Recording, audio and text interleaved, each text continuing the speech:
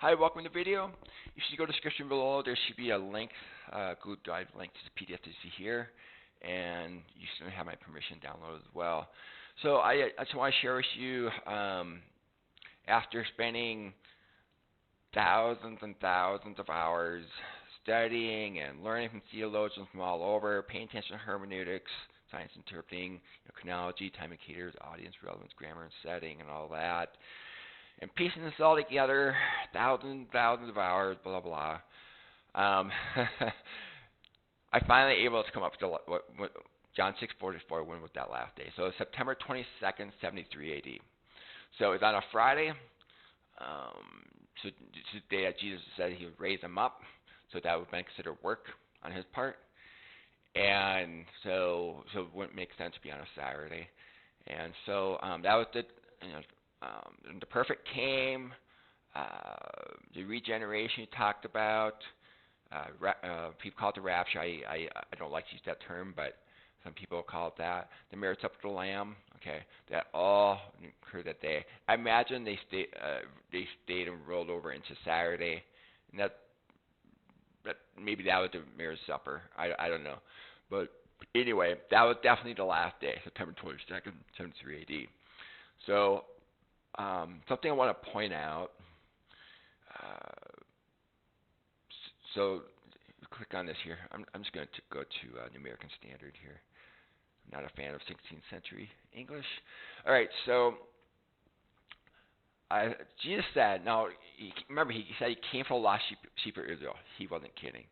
So he said, enter through the narrow gate, for the gate is wide and the way is broad that leads to destruction, and there are many who enter through it.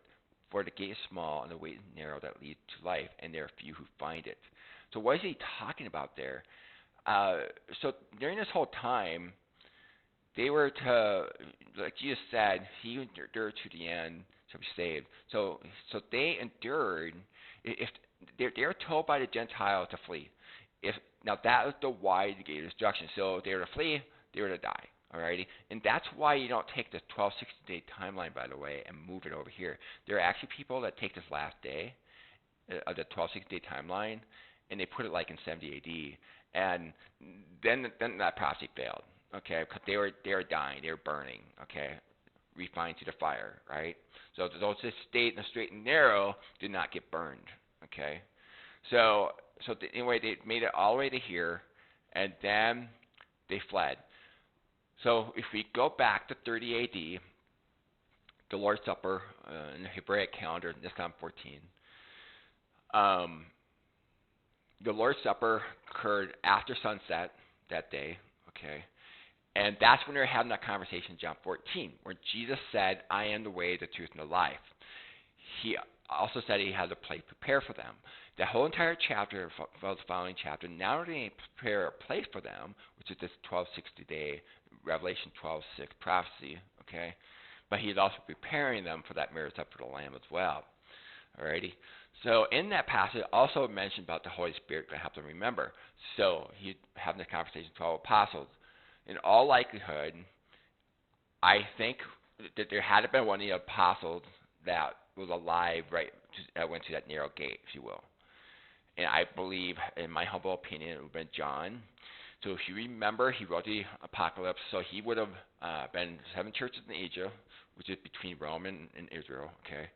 And that time called Apocalypse, so he sent it to them on horse, and after he distributed it, then he went on a horse, came down to Jerusalem, and that's when he would have written his 3 epistles, 1st and 2nd, 3rd epistle of John. And you notice those letters are very short. There's that sense of urgency, alrighty? And there's 3 of them, sense of urgency. And so he says the last hour. That was to prepare them for the 1335-day prophecy of Daniel 12. So in all likelihood, I think the book of Revelation was written either early 66 AD or late 65 AD. It was definitely not written in the 90s. I encourage you to go to my playlist, Revelation, and I have some videos on that. It definitely was not written in the 90s. It's a mistranslation issue there. It was definitely mistranslated. The Latin translation of Irenaeus Against Heresies. Check it out. So anyway, anyway, so at the last hour, so that the whole purpose of writing is to prepare them for the day. They're to test the spirits, or the Antichrist or not. He kept correcting it, plural, not singular. Okay, so I have a video on Antichrist. You just click on this here, Antichrist video. I encourage you to watch that. So anyway, it's prepare them for these 1325 days, and John would have been one that was alive and made it all the way through to this day. I am very confident that he was one of them that was alive.